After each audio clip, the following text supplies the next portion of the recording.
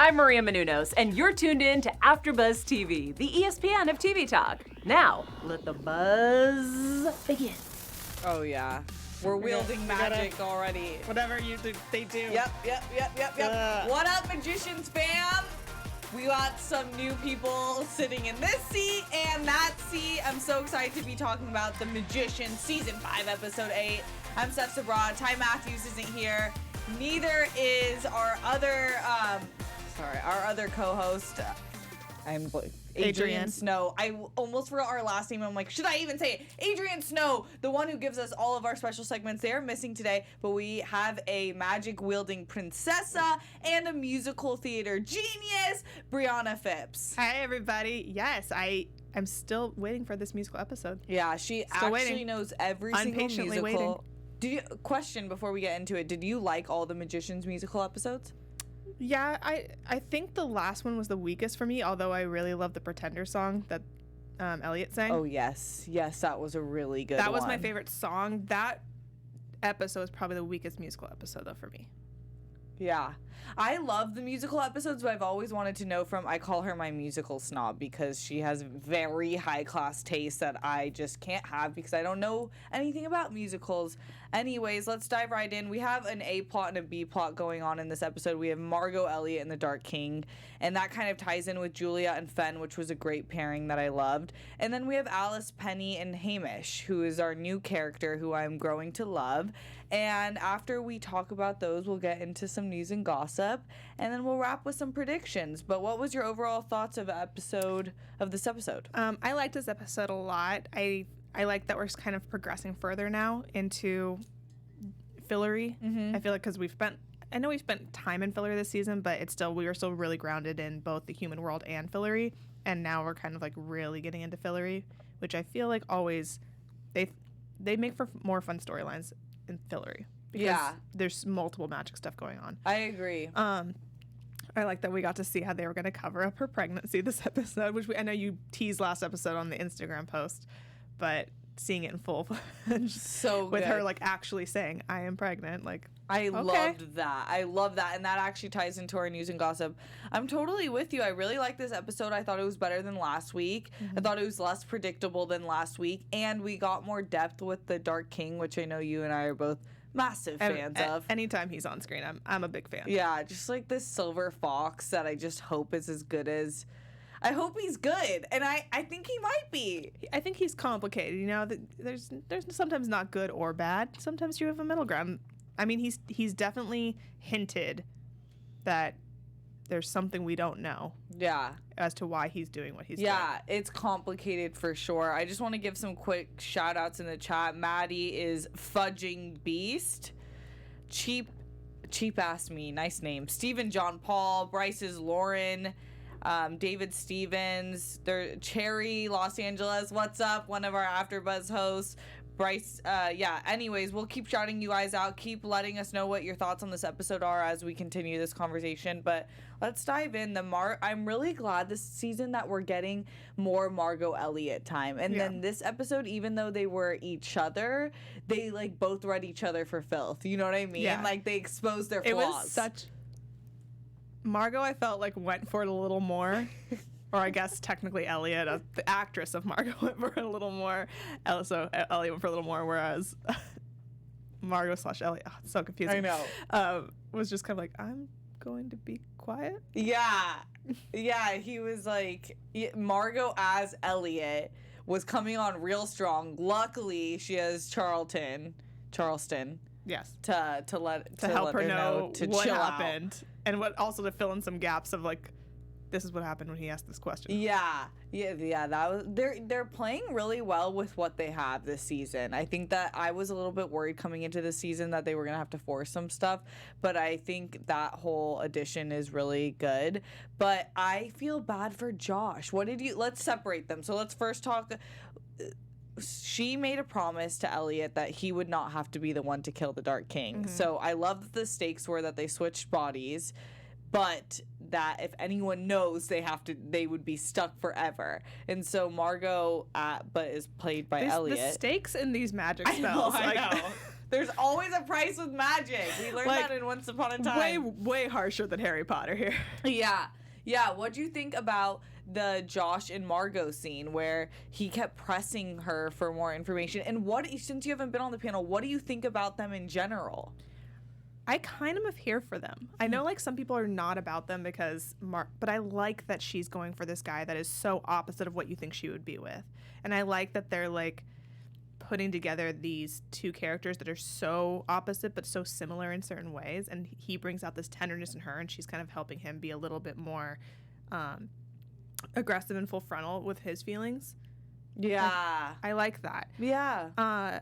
Far as this, I was heartbroken for him, but I was also heartbroken for Margo because she had zero control over what was happening and she couldn't stop it. She couldn't even know about it, and just like to have that happen and you can't say anything, like, because like even afterwards, what are you gonna say? Like, oh, we switched bodies.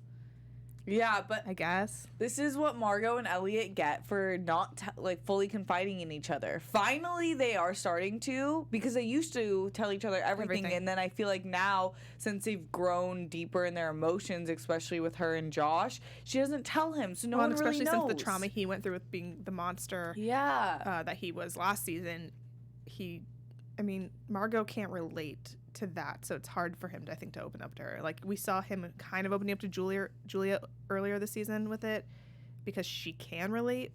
Margo I think he just doesn't think she'll understand. Yeah, and I get that.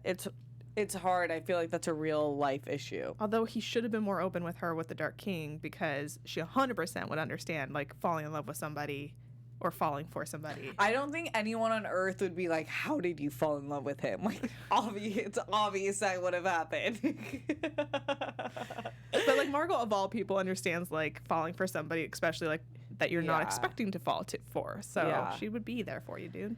Yeah, I thought, and then on the flip side with Margo, I wonder what will happen with Margo and Josh, but I think he said kind of what the truth is. Margo wouldn't go back, but I also feel like it's doing a weird job this season. She didn't really choose not to go back in time. The whole time she was trying to plot to get them back. Yeah, it's like they just didn't tell him, like, oh, and by the way, we spent X amount of time trying over and over and over again with you me having to watch you die over and over and over again to get here. All she's getting is the bitch Margo that didn't save him. I don't like that, but I feel like it's to build their relationship. Yeah, they're building up to something. Like, they're not done for sure. Yeah. So, and then on the flip side with the Dark King and Elliot, she obviously learns how to navigate him a little bit better, and you see him opening up, but you see her kind of being like, is he bad? And then Julia comes in, and I do like how she gets this heroic moment while pregnant, but obviously it wasn't permanent because we see him at the end wake up, but I felt like, ooh, was that the right decision? Yeah. And well, Julia was not part of any of it, so she just has this one thought in her mind, but you could kind of see it on Margo/Elliot's face as soon as it happened. Like that because you know Margo's not somebody that's going to hesitate slashing someone's throat if she's 100% sure. It's true. And she hesitated. Margo the Destroyer. Put some respect on her name. She will. So I don't know what's going to happen on that end, but I'm curious. I'm curious what we find more about Seb, but I do think he's a complex character that I'm really falling in love with. Yeah. Let's talk about Fenn and Julia. I thought this pairing was so good, and this is what The Magicians does so well. They bring real life issues into a fantasy world, but make it really respectful and a teaching moment, especially with Julia and Fenn. Fenn losing a baby, Julia having an abortion after being raped. So there's so much intricacy and depth into this situation, but they handled it so well. What did you think about that pairing?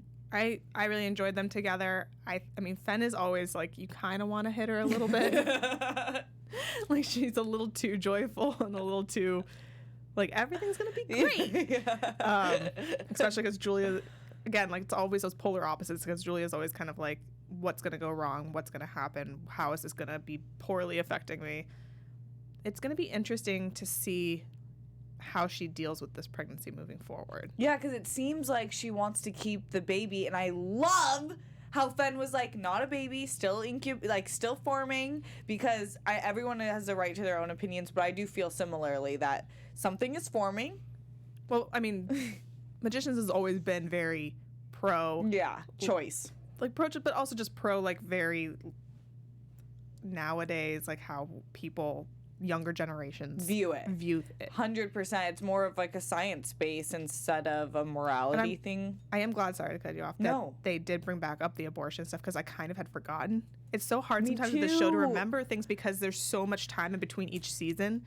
And so it's really been like, what, 3 years since that happened? Yeah, I totally forgot too because they went to the store they had to go to, what was it, like a Chinese the herbal shop. Oh god, that was crazy. But they've really tapped into all of the taboo topics that most people won't. But I feel like they do know that we will maybe not remember everything that has happened. They're like, little clue. By the way, so I am curious, so this is another hard question. Do you think that she should tell Penny soon? And if so, when? I mean, I do think because they have that kind of relationship. It's not like it was a one-night stand or something like that. And they are complicated right now with both of them taking away each other's powers and not having, you know, there's still like that whole, you're not the actual Penny and I wasn't in love with the actual Penny and she's not the Julia he fell in love with. So it's... These relationships are so complicated. They are. That's what's so annoying about it. It's like, just admit it. Like, stop saying you're not the Julia that he knows. Like, you're a different version of the Julia he knows. Yeah. It doesn't matter. You're here now. She was like she was spitting some real facts when she was like, I can't think of you when making these decisions because it is life or death. We're saving Fillory right now. That is our mission, and I get that. But at the same time, she did think of him with the moon decision, and she chose to save him over the entire world, potentially. Yeah. Maybe she feels regret over that. Maybe. But regardless, I know that I do think she needs to tell Penny. I don't know when she'll get the chance to, though, because they're so separated right now. Well, also they're on like freaking dog years where they're what is it called? Where there's chat, help me out. Everything's sped up. That is honestly though, it would be so dope for humans if our pregnancies could be sped up, because as women, it is something that we definitely have to think about. 9 to 10 months. 9 to 10 months. We're just like, we can work because we're badass superheroes, but it's a long time. It's a long time, but she's being... It's almost a full year of your life. Yeah. So it's being sped up. I don't know when she's going to tell him. Do you think, like, how many episodes do you think until she has the baby on the show? Or do you think she doesn't have it this season? I think she has it this season. Because this is episode... I think they wouldn't have said it was sped up. This is episode 8? Yeah. So we have 4 more? Yeah. Maybe that's the finale episode. Oh, Monkey Month. Cheapest Me says Penny has a right to know, but with the quest in the Monkey Month, she may show up with a baby because I don't think she's just going to send a bunny. One way he'll know or another. Can you imagine if you got a bunny? We pregnant, bro. I mean, that's how she found out, basically. Pregnant. She got the bunny that was like, pregnant. I love how the bunnies talk. I never get to talk about that, but I love the voice that they choose for these messenger bunnies. It's so good. So good. But yeah, I really like this pairing of Julia and Fenn. We haven't seen them together, but I think that they can learn a lot from one another, and Fenn can be a really good support system in this way. Fenn is like such a weird anomaly of a person. Yeah. Because she's so, like, you write her off immediately, but she also is like this badass that can like kill you in 5 seconds. Yeah. Yeah, I know. But is also the ditziest and kind of stupidest remember person. She went head to head with Margo and almost like was holding her own. We forget she's a butcher's daughter. Mm-hmm. Yeah, Fenn can fight for herself. Okay, moving on to the B plot, which is going to become the A plot, I believe, or I don't know. Fillory and the Quentin quest is similar. They have multiple plots. Yeah, it's similar. So Alice, Penny, and Hamish are together. And this spore exposed taxonomist is like this sexist ass. Like the grossest thing I've ever seen. Yeah, right. I didn't like it either. Just because I'm just imagining inhaling something that came, like his chest just like caved in. It was disgusting. Ugh. But as soon as I saw him, I was like, I don't really trust you. Yeah. And you're just giving out demands on site. Who are you? Who sent you? But it's cool to find out that we don't know a lot about why Quentin has this page. But it is cool to see the stakes are so massive. It's to essentially build a new Fillory if it's demised. Yeah. So I don't know what will happen there, but were we clued into this page before this season at all with Quentin? I don't think so. Chat. Like, let I don't us know. remember Seems it, like but exposition, right? So like, I just need to know how he, if we didn't know before, because I don't remember knowing something before, I need to know how he came into contact with this page. Why did he have it? Was he trying to make a new Fillory? they better tell us that. No, it wasn't in last season. I don't believe so. Maybe there's a scene that they'll play back that happened where he like grabbed something or someone told him, but I don't think so. And I would hope that they explore that. If they do, maybe it means that we get Quentin as flashbacks for the season. I mean, I know there's been lots of speculation on whether or not Quentin will ever return, because so far in the show, like, really no one has died. Like, Yeah. of the main characters, like, everyone has died in one way or another, but they've always come back. Like, this is the first time we've had someone, like, be gone for this amount of time, and it's still in question. And I feel like I don't know the answer. Like, Same. they're either 100% not bringing him back at all, not even flashback-wise, or he's yeah. coming back somehow. Yeah. I don't think he's coming back in physical form unless he comes back with Penny in hell somehow, both of them, or the underworld. I don't know. But it was, this was great writing, the epiphany Alice had during your conversation with Hamish about grief, and it was a really, like, sad and powerful conversation where he was saying, he was relating to her. It had been 5 years since a similar situation happened, and he said it gets quieter, which is how they found out their new trick to get this. I really like that the magicians go here with grief, that they're not just gonna like sugarcoat it of like, oh, it gets better, which it does, but you still like, there's still like, with someone that meant that much to you, there's always gonna be like this little pocket of you that's empty. Yeah. And that doesn't mean that you can't move forward and be happy in life eventually, but there's still that little part of you that's gone. I completely agree. I think that it doesn't serve audiences well to be like, you totally forget. Like, no. Well, that's what I love too, is because so often with TV and movies, like, we get this very fairy tale thing. So then when stuff happens to you in real life, you were like, well, why don't I have my fairy tale ending? And I like that the magicians goes here and says, you know what, like, it's gonna be okay, but it's gonna suck. So that way it's more relatable. Yeah, I agree completely. And it leaves us where it's basically what the page is a seed that I think Alice will end up trying to find or grow to replace Fillory. I don't know. So we'll find out more about that. Yeah, I'll save it for predictions. Oh no. Bree's really good at predictions. Sometimes. We've only been on one other show together, but she was really good at them. That was Marvelous Mrs. Maisel. It was a little less complicated. But also somehow connected to the magicians because Rachel Brosnahan is married. Yeah. Okay, any other thoughts on the episode? I just want to, because we saw this spore thing, I just want to like dive a little tiny bit more into it with the like how it manipulated and traveled. Oh yeah, zombie apocalypse in Fillory. So now I just like, just for purposes of like future thinking,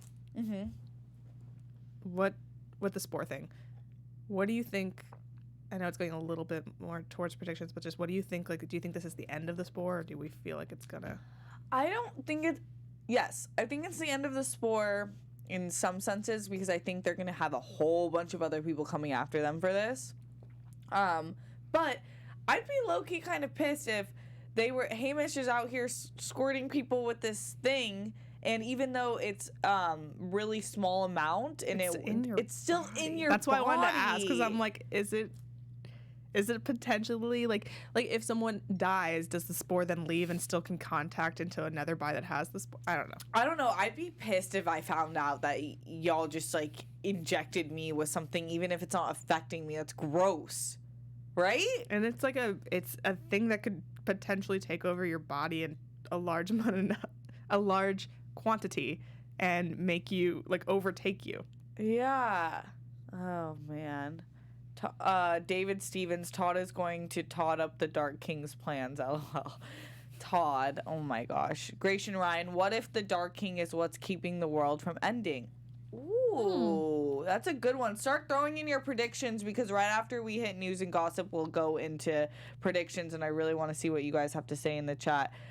Stephen Wheeler, I thought the solution was going to be to spray down or mix the potion into an alcohol and throw a party so everyone is... Yes, if everyone was just faded with the cure, that would be the magician's way, but Elliot and Margo weren't here. I feel like the Magicians has strayed a lot from that. Yeah. We don't... Maybe it's just because everything's a lot darker now, but, like, when you look at the first, like, season especially, and the second season even... There was so much partying still happening, and all of their schemes involved partying. Like, even last 2 seasons ago with the musical episode, the David Bowie song. Oh, yeah? Like, that involved going to a party and making the party good. Like, I feel like we've gotten kind of away from any lighthearted, fun parts because of the Margo Magicians. and Elliot partying or reliving during the moon one, their parties were depressing. Yeah. Because they were just like, trying to find an the biggest party answer. moment we've had so far is Fog and why am I blanking on the name right now? Who? Going to the Julia, who we not Julia. Not Julia. God, why am I missing this right now? Katie. She's that. I feel like her name is not in the forefront of me because she's felt very absent this season. Also, she was not in this episode. Yeah, so she's just gone right now. We don't know what's happening with Katie and the Hedges, and Plum obviously left about 2 episodes ago, and we haven't seen anything from her. So both of them were absent from this episode, but it's weird because I feel like we either get Katie or we get Fenn. We never get both of them, but Katie's such an important role. She's very detached this season. Especially. She kind of always has been. She has been, but she's still, I don't know, maybe it was more because when she was with Penny, she felt like part of the group a little more, or when her and Julia were Hedges together, kind of. But now it feels like she's completely separated. Yeah, Katie and Julia were homies, but I know. She seems completely separated, and I feel like it would be a lot to add in the whole Hedge witches to it because now we have Fillory We have a lot of plot lines going on. A lot of plot lines going on, but I do think the Hedge witches could be a really strong plot point as well. I don't know. Let's get into some news and gossip though. AfterBuzz TV News.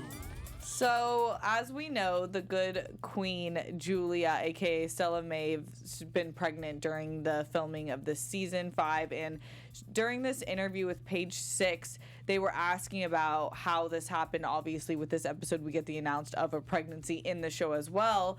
And according to the Magician's co-creator, Sarah Gamble, she said, as soon as we found out that Stella was pregnant, the production machine kicked in. It's just one of those things about being a series regular on a show. If you're a woman of childbearing age, at some point you might be pregnant. So it wasn't a huge deal. We wanted to make sure Stella was taken care of and that she was comfortable and everything was safe and professional during her pregnancy. She's really a hardworking, ambitious actress. So I just love that you get a team that's like, all right. Yeah, because I like that they chose to just accept it. Yeah. Because sometimes, like, there's 2 ways you can go about it, in my opinion, that makes it work with a woman pregnant. Either you make that character pregnant like they did here, or you make fun of it in some way, like How I Met Your Mother really made fun of it when both of the actors were pregnant. Like, they tried to either hide it with big, huge purses, like they just walked around with these big purses all the time, or I think Lily at one point was eating in a hot dog eating contest, and they made her pregnant belly seem like she had just eaten so many hot dogs.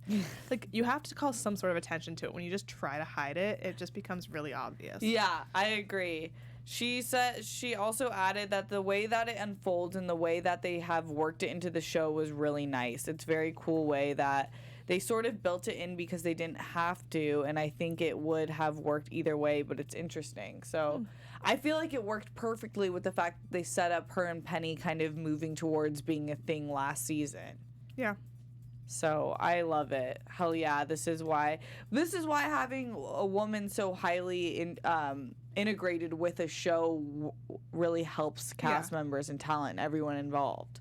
And also, just like Julia Penny Baby would be gorgeous. I'm so here Gorgeous. for Julia Penny Baby. So here for Julia Penny Baby.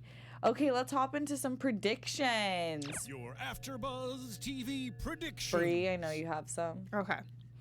So we know we still have Dean Fogg here, the like crazy one. Mm-hmm. He's still here in some sort of capacity. We haven't been able to send him back. I think whatever happens with this new Fillory, I feel like Crazy Dean Fogg might go there and might become sort of a monster in that Fillory of some sorts. I feel like he's going to try to escape to that Fillory because Who? right now, the Crazy Dean Fogg. Oh, yeah. Yeah. And like, I feel like before the end of this season. I'm just gonna give like season predictions because I may not be on the panel again. But Bree is our producer in the booth, by the way, everyone. So now you have a face to the voice. Yes. But I feel like real Dean Fogg of our world and this Dean Fogg are gonna battle it out at some point. But yeah. I think it'd be kind of cool if they were able to like make this new Fillory and he tried to escape there. I definitely think we're gonna get this baby before the end of the season, like we said earlier. And I think that if they aren't bringing Quentin back, then the baby is going to have some sort of name of Quentin. Oh, yeah, you're so right. That's correct. It's going to be named Quentin, y'all. That's 100% going to happen. Wow.